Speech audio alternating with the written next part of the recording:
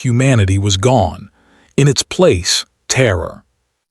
Admiral Voron's claws dug into his chair, his voice trembling.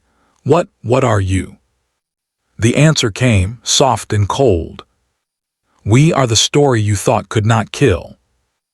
In the shimmering chambers of the Kelthari Conclave, the greatest military council in the Orion Spur, stories of humans were laughed at like children's tales. Generals leaned over their crystalline tables, claws clicking against the holographic star maps as they mocked the very notion of such creatures. "Legends wrapped in dust," one of them sneered, his voice echoing across the marble hall. A primitive race said to have burned themselves out long before their names could even be written in the archives. The cadets of their war academies were taught the same lesson. Humans were not real. They were placeholders in myths, symbols used by old archivists to warn against hubris. The idea that such a species once fought, conquered, and survived against impossible odds was nothing more than a cautionary fable, a ghost pressed into parchment. "Stories don't kill," the fleet marshal declared, a phrase repeated so often it became a proverb. "Myths don't bleed. Legends don't command ships." They believed this with the certainty of religion. No records, no surviving colonies, no confirmed genetic traces, nothing but whispers of a species whose will was said to bend wars and whose endurance defied extinction. The galaxy scoffed, dismissing every whisper with the same cold arrogance. If they were real, we would have seen them by now. And so, in their halls of arrogance, the galaxy lulled itself to comfort. But stories have a way of waiting for the right moment to remind listeners that silence does not mean death. The signal that shouldn't exist. It began with a single anomaly.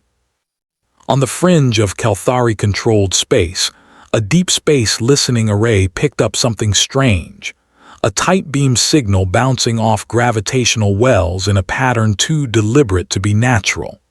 The technicians yawned, logged it, and filed it under noise. But the signal returned, again and again, each time with sharper clarity, cutting through background radiation like a blade.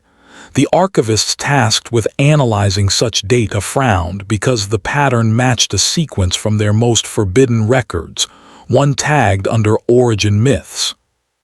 It was the distress code of humanity. At first, the counselors laughed. Some suggested it was a prank from rival empires. Others thought it a corrupted artifact from old archives re-emerging in the system's data cores. A few younger voices dared to whisper the unthinkable, but their words were silenced under the weight of ridicule. The fleet marshal addressed the matter in his cold, dismissive tone. "Stories cannot send signals, and ghosts cannot build ships. Investigate if you must, but you will find nothing but shadows." So the fleets moved to investigate, confident, arrogant, certain that no ancient myth could ever cross the threshold of reality. But the closer their ships drew to the source, the heavier the silence became. The shape in the dark. The flagship Vathar Dominion was the first to arrive at the coordinates. Its long-range scanners probed the black void, expecting nothing but debris or a pirate vessel cloaked in superstition. But then the image resolved. Something was there. A vessel, old yet impossibly intact, drifted against the canvas of stars. Its silhouette was unlike any ship in Kelthari design.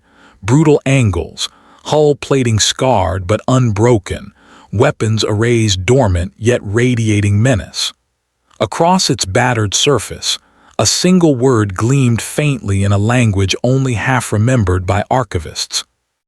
Terran. The bridge fell into silence. Officers who once laughed at myth stared wide-eyed, their scaled throats constricting in disbelief. They sent drones closer, but the drones malfunctioned as if swatted by an unseen hand. A low, thrumming pulse resonated through their comms, not mechanical but almost alive. The archivist aboard whispered, trembling, "This ship, it matches the legends, the vessel of the Death Worlders." The captain snapped back, trying to maintain control, but his voice cracked. "Stories don't kill, archivist, remember that." But the words felt hollow now, because the vessel in front of them, scarred yet unyielding, was not a story, it was proof. The myths had teeth. When stories begin to kill. The Kelthari fleet surrounded the Terran ship with precision, confident their firepower would erase this phantom. Warnings were broadcast in every known tongue. Demands for surrender filled the void. The humans, if they truly were humans, gave no reply. Then the Terran vessel moved. Not with the hesitation of prey cornered, but with the practiced precision of predators reclaiming the hunt. It slid through space as if inertia bowed to its will. Its engines roared, not loud in sound, but in presence, a vibration that rattled bones and sent fear gnawing into the hearts of the Kelthari. The first volley of plasma fire struck its hull. The flames licked, flared, and vanished against armor that seemed to laugh at modern weaponry. In response, the Terran ship unleashed a single beam, sharp, surgical, and merciless. One Kelthari destroyer split apart in silence, her crew reduced to echoes before they could even scream. Panic surged across the comms. The fleet marshal barked orders demanding formation, but the humans did not fight like any known species. They did not retreat. They did not hesitate. Every movement of their vessel was surgical, efficient, purposeful, like a predator that had killed 1,000 times before and remembered every scar. Stories were not supposed to kill. Yet here, in the black between stars, a story was carving a fleet into ruin. The galaxy humbled. Word spread faster than light through rumor. Surviving ships limped back with tales of terror, tales the galaxy dismissed for eons, now made flesh. Council chambers once filled with laughter fell into suffocating silence as recordings of the battle replayed. The image of the Terran ship became an icon of fear. Old hull plating, scarred yet indomitable, drifting with the calm of something that had never forgotten how to win. The scholars who once mocked myths began rewriting their histories in panic. Archivists scoured forbidden texts for every reference to humanity.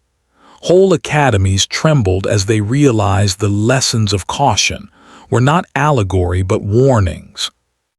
The galaxy's arrogance fractured in a single revelation. Humans had not died out. They had waited, hidden, endured, and when they returned, they did not arrive as ghosts. They arrived as executioners of disbelief. On worlds across the stars, one whisper spread like wildfire, chilling every heart it touched. Stories don't kill until humans did. The chamber of the Arkan Dominion pulsed with light and arrogance.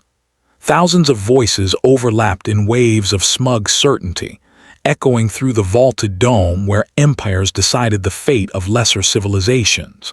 Their senators wore flowing garments of crystal thread, their jeweled crowns glittering like artificial stars. They had grown fat on centuries of dominance, confident in the knowledge that nothing in the galaxy could threaten them. At the heart of this arrogance, stories of humans often surfaced as entertainment. They were a fabrication, one chancellor declared, a ripple of laughter breaking across the assembly. The product of frightened species, primitive worlds inventing a destroyer of destroyers to keep themselves brave. Others joined in, sneering at the very idea. Humans, according to the archives, were beings who could take words and myths and turn them into weapons, their stories so sharp that they cut civilizations apart. Supposedly, they fought not only with ships and steel, but with will, with imagination, with a defiance that no calculation could contain.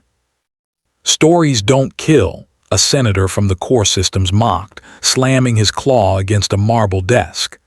They inspire, they frighten, but they do not win wars. We have crushed empires with fleets numbering in the thousands. We have silenced faiths and broken legends. And humans, they were never real. The Dominion's war academies taught the same lesson. Cadets studied myths of Terrans as one might study parables, moral fables of struggle meant to encourage, but irrelevant to the galaxy's order. Their instructors repeated the mantra, legends are the armor of the weak. The strong have no need for myths. And so the Council believed itself untouchable. They believed that stories were harmless, that myths could not harm an empire forged in iron and plasma. They believed this until the first signal came. The signal in the void. It was faint,